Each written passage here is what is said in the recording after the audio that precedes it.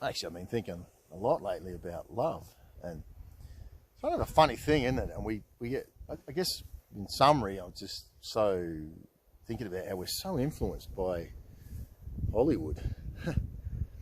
And then there's this love of God, which just, for me, has become a whole beautiful dynamic. I'm like looking forward to further developments of it. So, you know, I guess that my whole life, love has really, if you think about it, all of our lives, love is so based in you please me or you don't please me. You meet my needs, you're so similar to me in this, you whatever. And I was thinking about God in that. It just, and I guess I've had some things happen lately where I could have been offended. Pour your heart out and something happens and you're like, man, that's just hurtful. And then you start to realize that it's really, yeah, it is hurtful, but it takes a godly man that when you're knocked down, you get up. But you don't get up in rejection. You don't get up empowered in hate or anger or unforgiveness. But you get up in this sense of, that really hurt, but it's not going to stop me loving again. That really hurt, but it's not going to stop me giving my best. And I think that actually is true love. And you start to understand that, you know, the Bible says what God's joined together, no man will separate. So you start to understand when God puts something in you, it's never going to be separated. It's like that baby we've talked about in other videos in a sense, but the love of God, when he comes along and he says, I'm going to put that seed in you of faith, that seed of something, it's unconditional. And I think the women probably get this more than us men. Men's tend to just put the seed there and 9 months later, oh, there's a baby. And yeah, okay, generally. But the woman's had the journey of feeling that baby and bonding with that baby and knowing that baby. And it's like God's saying, I put a seed in you, and that's my unconditional love. When I say to you, this is done, it's done. You can take it to the bank. Now, you can look and say, well, God, it doesn't seem right. It doesn't seem like it's happening. It seems so far from me. It seems so, but, you know, and women understand this more than us fellas. It's in you. There's nothing you can do. It's in you. And that baby will be born. And when that baby's born, it'll be celebrated. That's unconditional love. And I felt like God was sort of showing me in that movement. You know, again, when we hear God, right, it's not necessarily a voice. It's pretty rare for me. It's just that movement. And that movement comes where he's saying, Scott, think about this. When somebody's not like you or something's not like you, it's like you and I. I am not like God. Okay, I'm made in his image.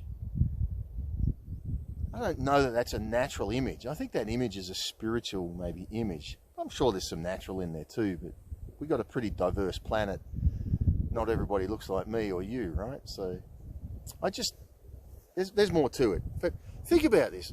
God comes along, says, I love you. Now, we know God exists because if he didn't exist, love wouldn't exist. Unconditional love wouldn't exist.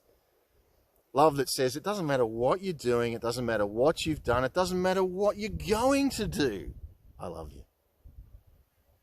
You can spit on me, you can say you don't want to have me in your life, you can turn your back on me, you can say you don't believe in me, you can do anything vile and disgusting towards me.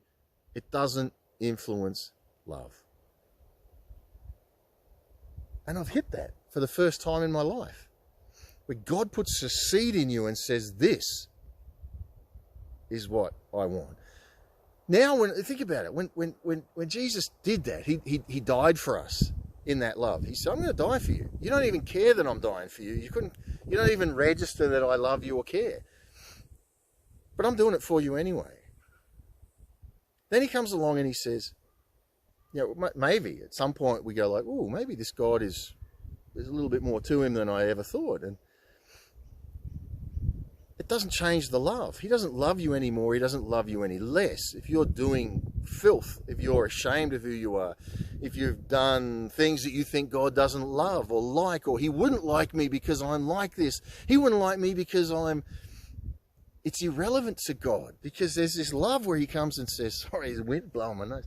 There's this love where he says, I just love you.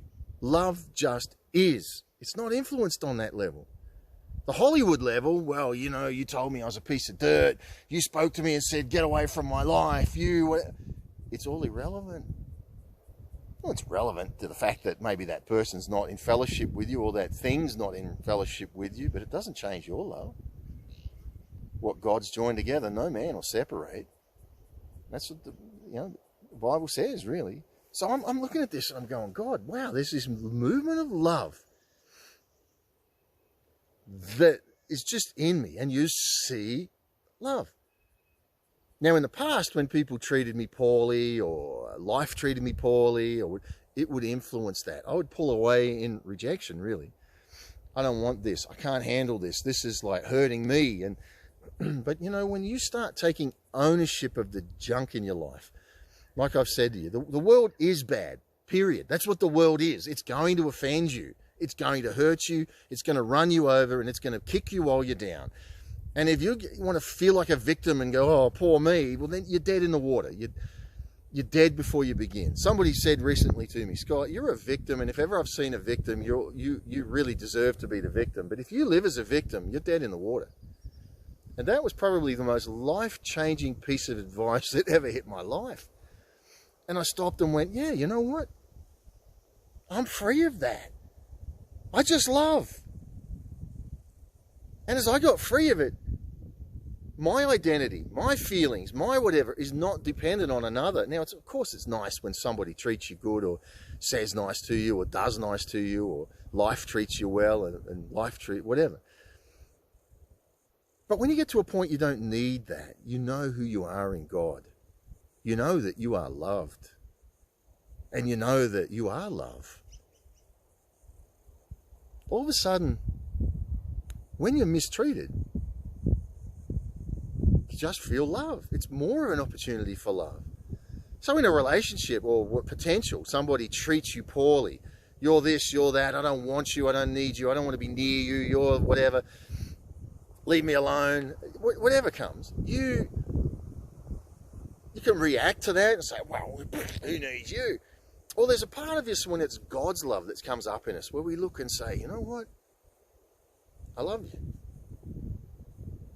Well, I don't love you and I don't want your love. That's up to you. It doesn't change me. I love you. How can you love me? And ultimately, that boils down to somebody not loving themselves, because they're not taking responsibility for themselves. They're being the victim, blaming somebody else, blaming something else. Scared to face who they really are because they don't like what they see. But God does. And when God's loved in you, you do. So I start to see something really different. See, in religion, in the past, somebody treats you poorly, it starts to become, well, quite happy to not be near you. And we make an excuse, that's not a nice person, or whatever.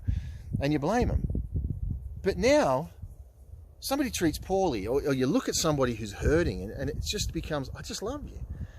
And then it starts to become, what a celebration it would be when somebody links with you and says, you know what, like we've done with God, I receive your love. I know I don't deserve it. I don't feel like it. I don't feel like I'm good enough for you. I don't feel like you're not good enough for me, whatever. But we come to God and God just says, I love you. Now when I work through something with God, I take responsibility for who I am, and I say, God, I don't like what I see in my life. I don't like this part of my life, and I bring it to God. God looks at that and he says, yep, I've seen that for a while. And I kind of go, well, God, you've seen that and you still love me? He's like, Scott, don't you get it? Your actions don't influence my love. I love you. So then I say, okay, God, so back to this thing. What do I do with it? He says, well, what do you do with it? He says, it's a non-event to me. Just let it go. Don't even think about it. Now, what does that do to me when God just takes that thing and I feel it just go? You're like, whew, man, that thing's held me for so long, but now it's gone. Oh, wow, I feel free. Then I look at God and I go, I love you. wow, God. And it starts to bring this unity and this bond that's inseparable. Where all of a sudden there's this love with the Creator where you're going, wow, wow, wow, God. While I was a filthy scumbag, while I was failing, while I was not good enough for anybody else in this world, you took me, put your arms around me and just said, hey, can we walk together? Think about that in a natural relationship. Imagine having somebody that, like me with God, we're really opposites. We see the world opposite. Maybe that's why we're so opposite to God, so we can experience His love. So somebody comes into our life and we look at them and go, in many ways, you're the opposite. Now, Hollywood says you need to be the same or it's incompatible. I actually see it different. I think that drives us apart. Often what we're the same in is what repels. What we're different in is where love is manifest. Because now all of a sudden I'm looking at a life and I'm saying, man, that person is a work of art. And anyone that's taken the time for art, when you go and you look at, I love art. I mean, it's just a recent thing that I love seeing somebody's pictures because it tells me so much about their life. Something that they've made. And I was with someone recently and I looked at a picture and I said, I can see your life in this. You're like this, you're like that, you're like this. And they're like, wow, you're right. Because we're a work of art. You're God's work of art. If you have a blank canvas and there's no bad on it, let's say bad is black, then there's no picture worth looking at without black. But the fact that you have black, white, grey, you have all these wonderful expressions of life. I mean, God looks at that artwork and says, that's mine, I love it. Now, I think what religion does is it hides half the picture. It says, where we can't see that part of my life, because if you see that part of my life, you won't like who I am. God's looking and going, what? In fact, everybody can see it. No worse liars than the ones we tell ourselves. And I found with my life in this part of my journey where I thought a lot of people had turned their back on me, they've actually come and loved me in incredible ways. People have been my legs when I couldn't stand. They've been my voice when I couldn't speak. I have met humanity in a way, God's expression in humanity in a way that I'm just blown away in. And you know how many times I've looked and gone, God, why do these people even care? What have I ever done for them? What will I ever do for them? I can't repay this. and it's like God saying, you don't get it, Scott. You're not supposed to repay it. It's love. Just surrender to it. So think about somebody coming into your life. They're messed up. They've done wrong. They're this, they're that. And they're all thinking that that's the level that this relationship should be built on. But instead, you're looking and saying, hey, all of that is an opportunity for love, because when you realize it does not influence how I see you, you're a work of art. When you're able to surrender to that and say, okay, I don't know if you're safe, but I'm kind of feeling a little bit of safety here, like I do with God. When you just let go, now that person puts their arm around you and just says, can we just walk through life? There's no agenda. Let's just enjoy the trees. Let's enjoy the day. Let's just see where life takes us. Maybe we'll be sitting on a bench and looking at a sunset. What a beautiful place to be. And in that sunset is where you start realizing, man, all those things that happened, some of those things need to be worked through, and we work through them together. I work through my things with God, and as I do that, ultimately I look up at Him and I go, God, you love me. Man, I thought that was going to push you away from me. It actually brought you close. Not that you're close, you're already close, but I felt closer to you. I think that's our natural relationships, and I look forward to that next one, where that's what it becomes, with someone that says, hey, I'm a mess, I'm incomplete, I'm a lot different to you, I don't feel pretty, I don't feel good on the inside, but when I'm with you, everything's all right. There's that song. What a phenomenal opportunity. Somebody says, you're a safe place. And in vice versa, when you look at somebody and go, I feel safe with you. We've all been in those types of situations where people, they may not express it, but it's like they want you to be black. so you're black. Then they say they want you to be white, so you're white. Then they want you to be grey, so you're grey. And so you're always trying to please the unpleasable, until, even though they may not be verbally saying that, it's that spirit of it where it's like you're never good enough. I want to tell you, you are good enough. If you don't feel good enough, if you don't feel loved, you don't get love. Love is not a feeling. In fact, I think we can almost go far enough to say that if I'm doing things that please you and I'm compatible with you, it's actually hate. It's self-hate, because I'm not being who I am.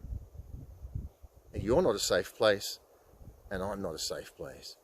But when I look at you and say, you have a lot of bumps and knocks and bruises and journeys of life, and I have a lot of knocks, bumps and bruises and journeys of life, but let's just journey together. Just see where it takes us. No agenda. Let's just enjoy life. Because you know what? The artwork of you is beautiful. That's life. That's love. That's God with us. That's God saying, hey, I love you. What a beautiful journey. What a beautiful journey. And I love it when we say, you know what? It gets to the point where you can say, well, we always need someone. We need love. We're all creations that need love. But to be able to say, I actually don't need you, and I don't want to be needed by you, it reaches into that unconditional love, doesn't it? It says, I just want to journey with you. My heart wants to resonate with somebody who can resonate. And as we make that music, life happens. And everything that we've done that we thought was bad is actually something that will pull us closer together, because there's the unity of the Spirit that says, I love you. You did that? Man, that must have hurt you. You went through that? Man, that must have been painful. I love you. That's God with us. So I just want to put this down. I want to encourage you. Surrender to love. Trust love. Trust again. Don't lock off. Don't think life's hard and people are going to use you. Yeah, you're going to be used. But you're only going to be used if you let yourself be used. But when you let unconditional love just be, and I think that happens as a progression. We just say, all right, God, here I am. I feel safe. You're safe. You're safe in His arms.